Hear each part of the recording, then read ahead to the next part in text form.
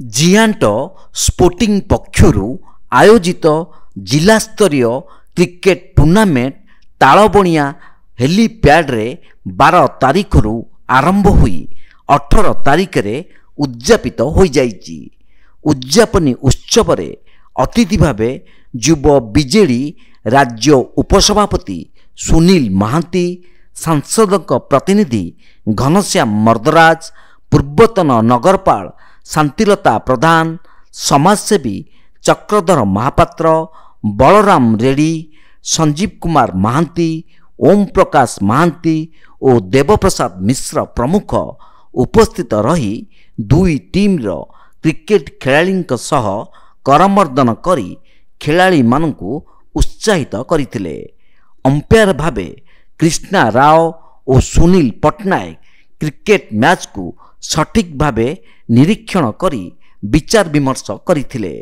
Final ମ୍ୟାଚରେ toss ଜିତି Khadipada team ପ୍ରଥମେ ବ୍ୟାଟିଂ କରି ନିର୍ଦ୍ଧାରିତ 15 ଓଭରରେ 7 ୱିକେଟ୍ ବିନିମୟରେ 171 ରନ୍ ସଂଗ୍ରହ କରିଥିଲେ।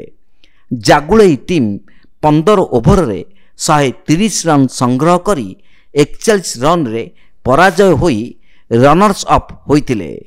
ଖଡ଼ିପଦା ଚମ୍ପିୟନ ଟିମ୍କୁ ଟ୍ରଫି ସହ 13,000 ଟଙ୍କା ପ୍ରଦାନ କରାଯାଇଥିବା ବେଳେ ରନର୍ସ ଅପ୍ ଜାଗୁଳେଇ ଟିମ୍କୁ ଟ୍ରଫି ସହ 8,000 ଟଙ୍କା ଅତିଥିମାନଙ୍କ ଦ୍ୱାରା ପୁରସ୍କାର ପ୍ରଦାନ କରାଯାଇଥିଲା। ଜିଆଣ୍ଟ ସ୍ପୋର୍ଟିଂ କ୍ଲବର ସଭାପତି ବଶିଷ୍ଠ ମହାନ୍ତି ଟୁର୍ଣ୍ଣାମେଣ୍ଟକୁ ପରିଚାଳନା କରିଥିଲେ। ଏହି କ୍ରିକେଟ ଟୁର୍ଣ୍ଣାମେଣ୍ଟରେ 20ଟି ଦଳ ଅଂଶଗ୍ରହଣ କରିଥିଲେ। ଫାଇନାଲ ମ୍ୟାଚ ଦେଖିବାକୁ ଆଖପାଖର ବାସିନ୍ଦା, କ୍ରିକେଟ ପ୍ରେମୀଙ୍କ ସହ ବହୁ ଯୁବକ କରତାଳି ସହ ଉତ୍ସାହିତ ହେଉଥିବା ଦେଖିବାକୁ ମିଳିଥିଲା। ତାଙ୍କର ଉଦ୍ୟମ ସବୁବେଳେ ମର୍ଦ୍ଦରାଜ ଅଛନ୍ତି, ସେ ମଧ୍ୟ ବହୁତ ସହଯୋଗ କରନ୍ତି ଏବଂ ଏଇଠି ଅଛନ୍ତି ଶାନ୍ତିଲତା ଅଛନ୍ତି, ଚକ୍ରଧର ସାର୍ ଅଛନ୍ତି, କୁଲାଲି ଅଛନ୍ତି, ବଳରାମ ରେଡ୍ଡି ଅଛନ୍ତି ଏବଂ ଅନ୍ୟାନ୍ୟ ଅତିଥିମାନେ ଅଛନ୍ତି। ଏ ସମସ୍ତଙ୍କ ସହଯୋଗରେ କାର୍ଯ୍ୟକ୍ରମ ପ୍ରତିବର୍ଷ ଭଲରେ ହୁଏ। ଏହି ବର୍ଷ ମଧ୍ୟ ବହୁତ ଭଲ ହେଇଛି। ଧନ୍ୟବାଦ ଦେବି ସମସ୍ତ ପ୍ଲେୟାରମାନଙ୍କୁ, ବଶିଷ୍ଠଙ୍କୁ ଏବଂ ଅନ୍ୟ ସମସ୍ତଙ୍କୁ ଯେଉଁମାନେ ସକାଶେ ଖେଳଟି ଆଜି ସମ୍ପୂର୍ଣ୍ଣ ହୋଇଛି।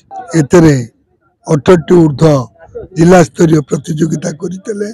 ଖେଳୁଆଡ଼ି ମନୋବୃତ୍ତି ନେଇ ଆଜି ଖେଳ ପ୍ରଦର୍ଶନ କରି ବିଜେତାଙ୍କୁ ଅର୍ଥରାଶି ଏବଂ ଆୱାର୍ଡ ପ୍ରଦାନ କରାଯାଇଥିଲା ଅତିଥିମାନଙ୍କ ଦ୍ୱାରା।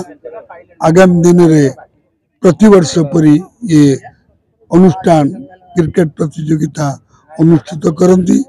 ଆଗାମୀ ବର୍ଷରେ ଭଲ ଭାବରେ ହେବ, ଏତିକି ମାତ୍ର ଆମର କାମନା। କ୍ୟାମେରା ପର୍ସନ ରବି ଜେନାଙ୍କ ସହ ସୁଧାଂଶୁ କରଙ୍କ ରିପୋର୍ଟ, ତୀର୍ଥକ୍ଷେତ୍ର ଲାଇଭ୍।